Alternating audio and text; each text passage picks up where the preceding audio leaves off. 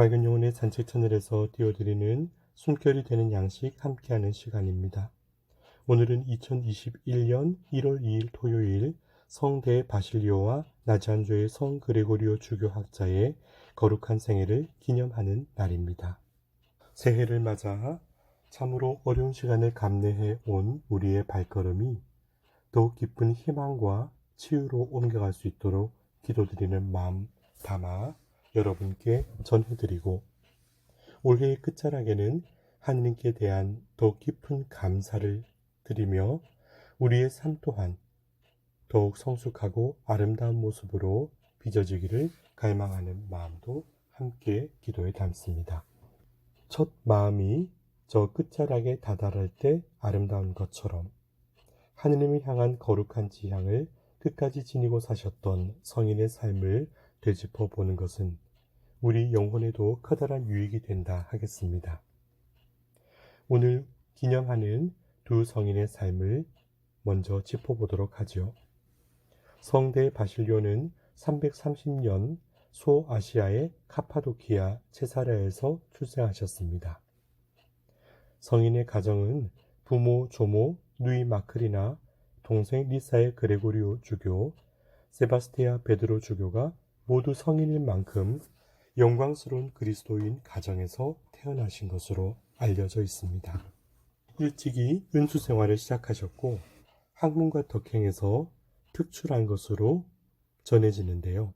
370년경 체사레의 주교로 임명되신 후에는 아리우스 이단에 맞서 투쟁하시고 훌륭한 저서들을 통하여 교회에 값진 유산들을 남겨주셨습니다.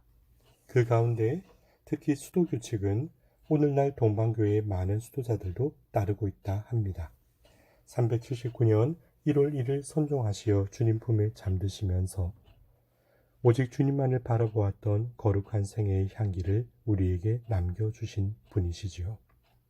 나지안조의 성 그레고리오는 바실리오 성인과 같은 시대에 330년경에 출생하신 것으로 알려져 있고, 또한 같은 지역의 나지안조 근처에서 태어나셨던 것으로 전해집니다. 학문을 습득하고자 여러 곳을 여행하셨는데 이후 바실리오를 따라 은수 생활을 하다가 사제 주교로 서품되셨고 381년에는 콘스탄티노 폴리스의 주교로 선임되셨습니다. 학문과 웅변이 뛰어나 신학자 테올로구스라는 별칭으로도 불리셨고 이단을 물리치는 데도 많은 노력을 기울이셨습니다. 훗날 교구에서 발생한 분열로 고향 나지안조로 돌아가 389년 혹은 391년 1월 25일 선종한 것으로 전해지고 있습니다. 주님을 향한 마음, 영혼에 깊이 새겼던 그 처음을 주님의 품으로 돌아가는 끝자락까지 간직하셨던 성인의 모습을 그려보면서 우리의 삶 또한 하나님께서 심겨주신 소중한 마음을, 영혼을 주님의 뜻 따라 가꾸어 갈 수 있는 복된 삶으로 나아가기를 지향하였으면 좋겠습니다. 모든 것에 가장 큰 아름다움이 깃든 때, 저는 그때를 처음이라 말씀드리고 싶습니다. 처음이라는 단어, 시작이 주는 설렘과 때묻지 않은 광채가 빛나는 때라 할 수 있겠죠. 계산이나 상처, 판단이 아닌 충만한 사랑의 바탕을 둔 발걸음이 아름다웠기에 그러합니다. 처음은 소박하나 가장 큰 울림을 지닌 때이기도 합니다. 그때의 찬란함이란 자기가 없는 순결함, 그로 인해 온전히 차지한 은총이 발하는 광채가 크게 와닿기 때문이죠. 이 첫 마음, 초심을 지켜가는 것, 끝까지 하느님으로 물들어 주님을 드러내는 것을 거룩함이라 하겠고, 이 마음을 지니고 살아간 사람들을 성인이라 칭하는 것이 합당한 것이리라 믿습니다. 요한복음 1장 20절, 23절, 27절에 서슴지 않고 고백하였다. 나는 그리스도가 아니다. 너희는 주님의 길을 곧게 내어라 하고 광야에서 외치는 이의 소리다.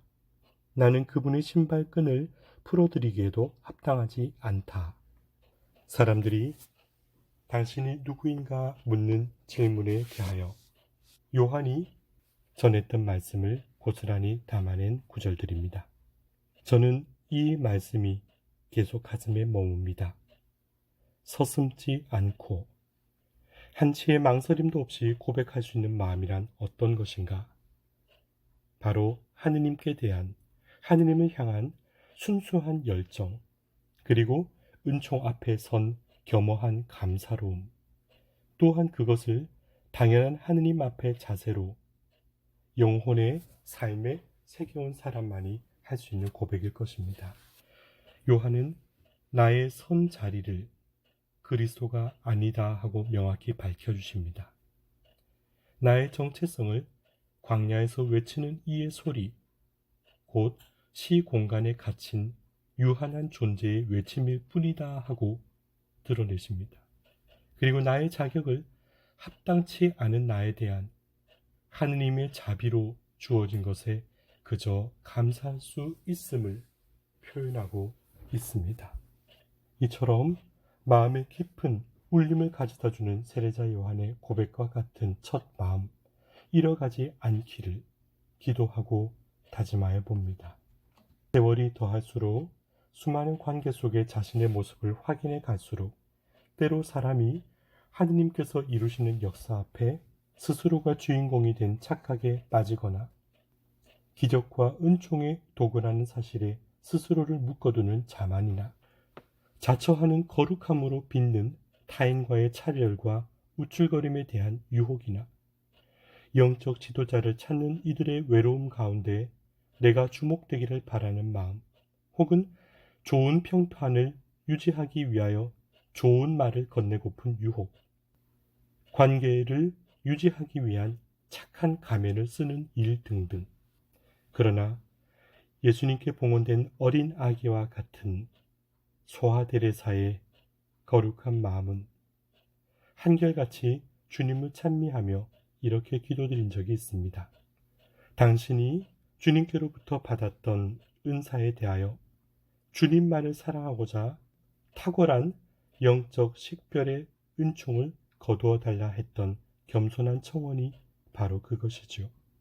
진정으로 빛나는 아름다움이란 나를 아름답게 하여 주시는 주님의 광채로 함께하는 이들을 아름답게 비추고 물들이는 것에 있지 않을까요?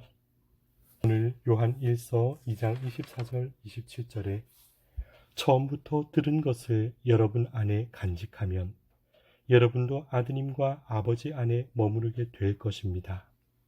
기름 부음은 진실하고 거짓이 없습니다. 여러분은 그 가르침대로 그분 안에 머무르십시오 하셨습니다.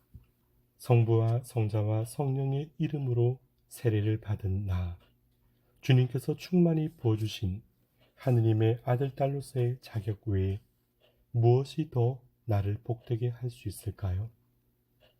이미 그것만으로도 주님 안에 함께하고 그분과 동행할 수 있는 복된 은총을 가득히 받은 것인데, 이 삶을 거룩하고 아름답고 값지게 갖고 가는 것 아니라면 세상에 그 무엇에 의지를 둘 수 있을까요? 주님만을 바라보고 주님을 지향하고 자신의 삶이 주님을 닮아가기를 갈망하여 거룩한 삶의 끝자락까지 첫 마음을 지켜간 성인들의 발자취처럼 새로운 해의 발걸음을 디딛는 우리도 주님과의 동행의 여정, 값지고 아름다운 첫 마음을 지켜갈 수 있기를 간청하는 마음 담아 오늘을 봉헌드렸으면 좋겠습니다. 맑은 영혼의 산책 채널에서 띄워드리는 숨결이 되는 양식이 주님께로부터 받은 모든 것 아름답게 돌려드릴 수 있는 삶의 기쁨에 초대하여 드릴 수 있는 작은 길이 되어드렸으면 좋겠습니다.